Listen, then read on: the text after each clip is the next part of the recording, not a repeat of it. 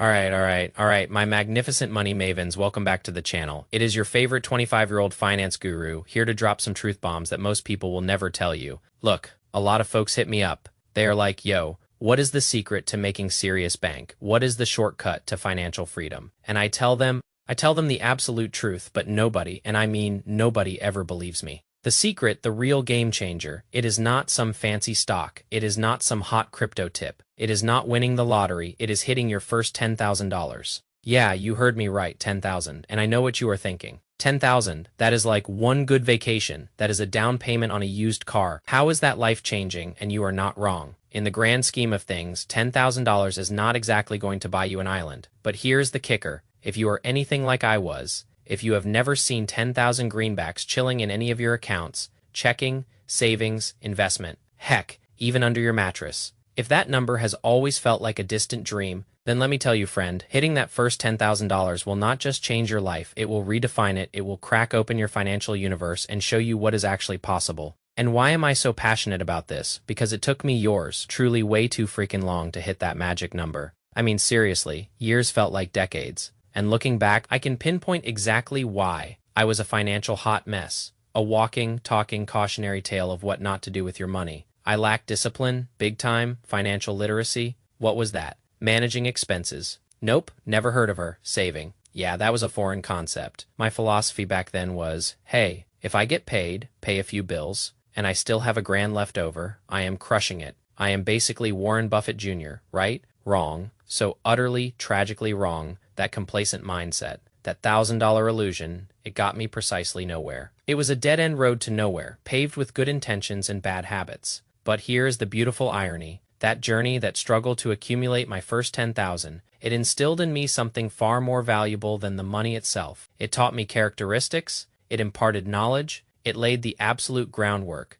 the foundation, for everything good that has happened to me financially since. It was like a financial boot camp, and I came out the other side a different person. Firstly, and this is non-negotiable, you learn to budget, like really budget, not just guesstimating, but getting down and dirty with your numbers, understanding exactly what is coming in and exactly what absolutely has to go out. Groceries, bills, the non-negotiables, this process forces you to live below your means. It is not a suggestion, it is a survival mechanism. You become acutely aware of every dollar, every cent. You start working with what I call deliberate intent. Every decision, every purchase, every saved dollar, it is all geared towards that $10,000 goal, because if you do not have that unwavering target in your sights, you will drift, you will flounder, you will live exactly how I was living. Hey, I got paid, I have 1,000 left. I am good, but good for what? Good for nothing. That is just a comfortable state of financial mediocrity, and that, my friends, is simply not okay. Not if you want to actually build wealth. Not if you want to break free from the paycheck to paycheck cycle, setting that $10,000 goal,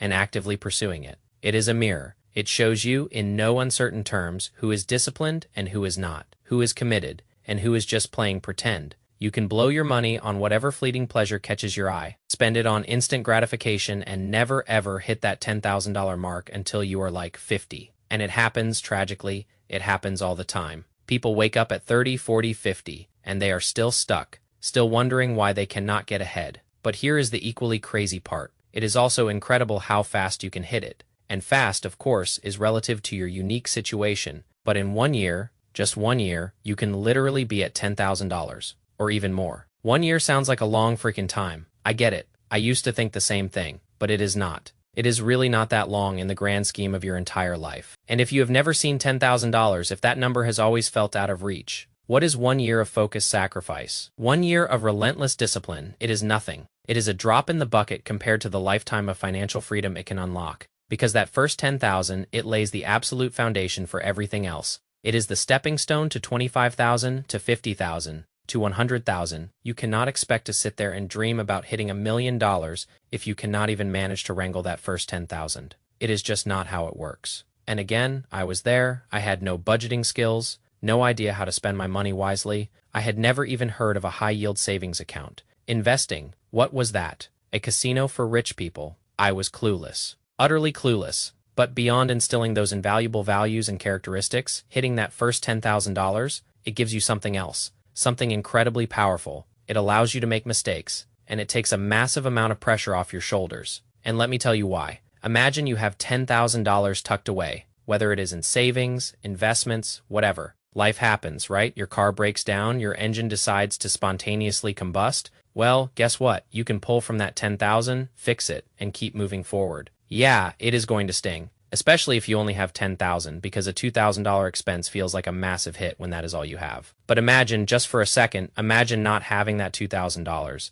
Imagine the panic, the stress, the absolute despair of not being able to deal with life's inevitable curveballs. That is why it is so freaking important. That is why it actually changes your life. It is your financial safety net, your emergency fund, your peace of mind. You get laid off, your job vanishes into thin air. You have a little buffer, a little breathing room to cover rent, to buy food, to keep your head above water while you get back on your feet. But it is not just about emergencies, it is also about opportunities. On the more fun side of things, an interesting business venture pops up. A compelling investment comes your way, you actually have a little capital, a little skin in the game to throw into it, to take a chance, to take a calculated risk, without it being a make or break situation. Because if you have no money, if you make a play and it does not work out, you are left with zero. You are back to square one. But having that $10,000 put away, saved up, invested, it gives you something to fall back on. It gives you resilience, it gives you options. And having options, having that thing to fall back on. It allows you to make and take more opportunities, and this is so incredibly important because a lot of people feel like they are just unlucky. They feel like they can never get ahead. But here's the hard truth. You have to put yourself in a position to be able to get ahead. You have to create opportunities for yourself, or at the very least prepare yourself for when those opportunities inevitably come knocking, so you can actually take action on them. You get what I am saying. That first $10,000, it is your ticket to the game, it is your entry fee to a whole new level of financial possibility. Now, a lot of people might hear me say $10,000 and they are like, well, $10,000 is nothing. And of course, on its own, it is not going to solve all your problems. But going from zero, from being unemployed, from having no money to your name, to successfully learning how to manage and accumulate your first $10,000. That journey will teach you so much, not just about money, but about yourself, about discipline, about budgeting, about patience, about delayed gratification, everything. And once you start shifting your mindset, once you start focusing on saving, investing, and getting your finances in order, something weird happens. You start looking at how other people spend their money, and it is kind of a bad thing, a little judgmental. I admit, I fell into this trap for a while, where I would listen to people talk about their impulse buys, their unnecessary expenses, and I would just be silently judging, like, what are you doing with your money? What are you doing with your time? But then I realized, hey, they are living their life. You cannot control what other people do if they ask for advice. Sure, if you guys are talking about it, let us figure it out. But ultimately, it is their choice, and you have to focus on your own journey, but you will hear it. You will hear all the wasteful spending, and you will be absolutely surprised by the amount of money people blow on things that you, with your newfound financial wisdom, consider utterly pointless. But you cannot focus on that. You have to focus on getting your own house, in order learning how to accumulate wealth, and then most importantly, how to multiply it, how to grow it, how to scale it up into retirement, into financial freedom, into that new car, that new house, whatever your individual goals are, because we all have different dreams, different needs, so you have to figure out what that looks like for you. But if you have not been able to stack up that first $10,000, man, getting there, learning what it truly takes to get there, and then, just as crucially, learning how to maintain it, that is another massive piece of the puzzle. Maintaining that momentum, that is what will transform your life for the better. You might not see it right now. You might be thinking, this dude is crazy, but once you hit that first 10,000, you will feel it, and yeah, you might lose it. Life happens if you do. It absolutely sucks. It is a punch to the gut, but you have to get back after it. You have to achieve it again.